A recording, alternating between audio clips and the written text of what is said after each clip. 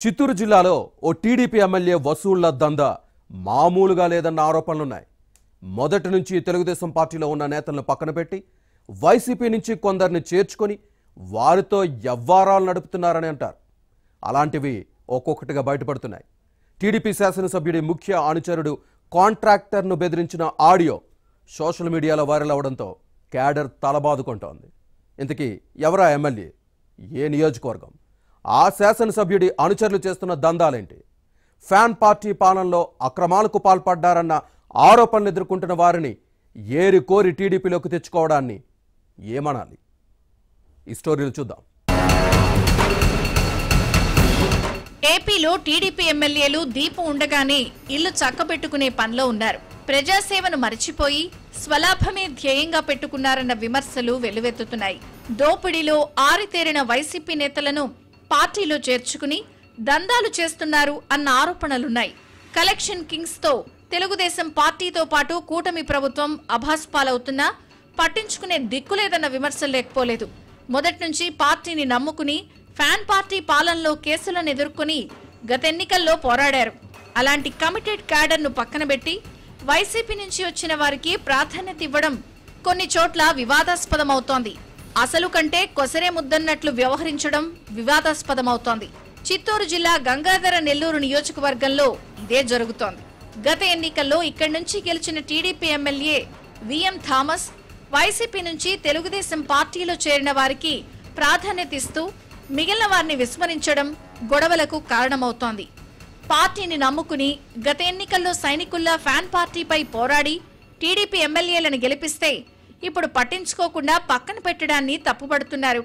YCP నుంచి టీడీపీలో చేరిన వారు ఎమ్మెల్యే పేరు ఉపయోగించుకుని దందాలు చేయడంతో ప్రభుత్వ ప్రతిష్ట మసకబారుతోంది.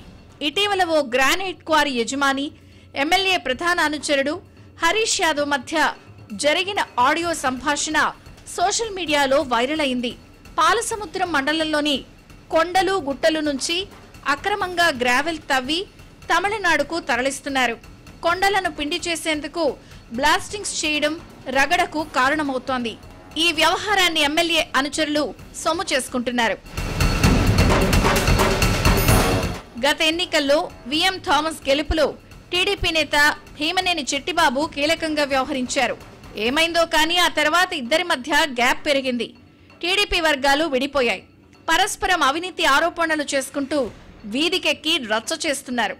పోలీసులతో పాటు ప్రభుత్వ అధికారులకు ఫిర్యాదు చేసుకుంటూ పార్టీతో పాటు ప్రభుత్వ ప్రతిష్టను మంటగలుపుతున్నారు.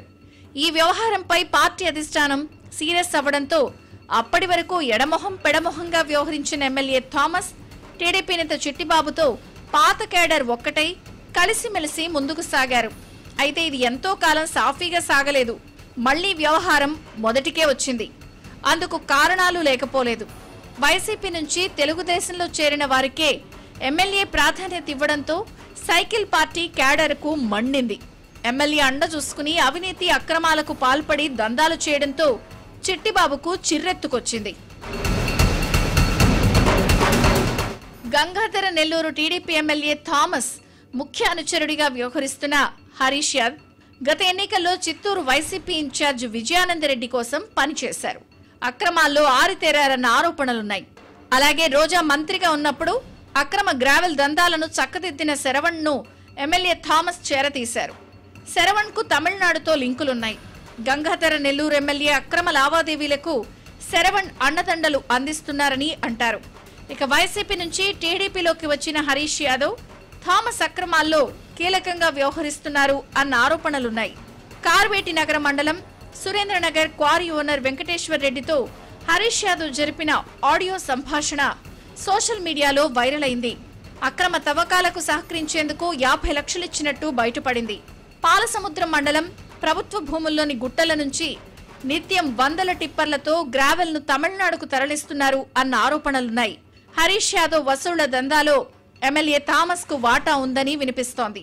ఇది వివాదాస్పదంగా మారడంతో ఎమ్మెల్యే థామస్ కు చెడ్డ పేరొచ్చింది.